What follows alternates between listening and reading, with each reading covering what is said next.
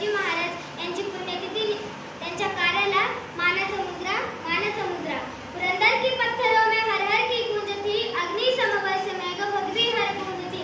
सई माँ के पेट माँ भवानी का सूत्र था, चंचल प्रचंड मान मन का वो रुद्र था। बिजली कड़के में गबर से मराठ होते नेत्र तरस देखने शिव शंकर का रौद्र रूप नेत्र भर के।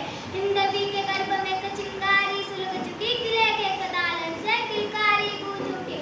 शेरनी के कोख से एक बालक ने जन्म लिया, शिवजी ने खुदकंश वसुधा को भेंट दिया। हर घर में उत्सव, हर पत्थरों में उत्सव, हर पर्वत पर उत्सव, सर्वत्र उत्सव।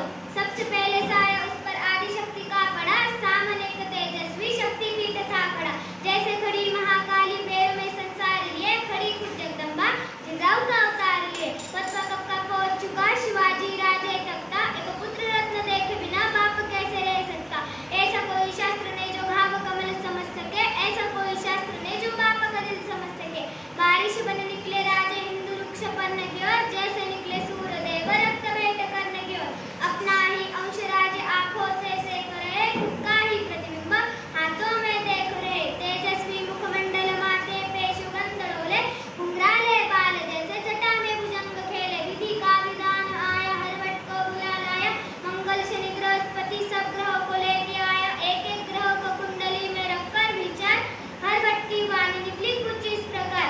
रौद्र रूप प्रलयकारी नीलकंठ जटाधारी, ऐसा पुत्र उपजाए खुद मुनि जी की भेष में। ऐसा कोई सत्य नहीं भूत या भविष्य में, मृत्यु से उसको भय नहीं, मृत्यु से पहले शय नहीं। साक्षात शिव सूर्यास्ताला गेल्यावर पुढील संकटाच्या तमिळुगाची ललकार ऐकू लागली, अन स्वराज्याला आता खग्रास ग्रहण लागते की काय अशी शंका सर्वत्र निर्माण झाली। अशा प्रसंगातही राष्ट्रभक्ती, स्वामीनिष्ठा, शौर्य या गुणांचे शुक्रतारीचे तेज हळूहळू प्रकट होऊ लागले, अन मराठ्यांची अस्मिता कडाडली। आबासाहेब, जिथं जिथं तुमची गैरहजेरी भासेल ना, तिथे तिथे हा शंभू मानावे। स्वराज्याचे युवराज आणि आशिया खंडातील सर्वात शक्तिशाली मुघल बादशाह औरंगजेबासंग युद्धाचं रणशिंग फुंकलं।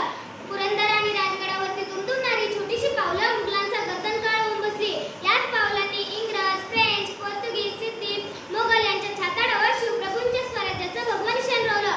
पाठीवरती तुफान घेऊन आलेले हे सह्याद्रीने अनुभवलं, पाठीवरती तुफान घेऊन आलेले हे सह्याद्रीने अनुभवलं। ज्यांच्या पराक्रमाने इंद्राई भीमाई गैरवरल्या, ज्यांचं नाव ऐकताच दिल्लीच्या औरंग्यालाही घाम फुटायचा, ज्यांचं डरकाळीनं दिल्लीचं तख्तही हादरायचं, असा ज्वलंत तेजस राजा म्हणजे छत्रपती संभाजी महाराज। आयुष्यभर अनेक प्रवादांना कारस्थांना सामोरं जाऊन तोड देत आपल्या कारकिर्दीची दिवस आणि रात्र निकराशी झुंज जाणारा राजा म्हणजे छत्रपती संभाजी महाराज।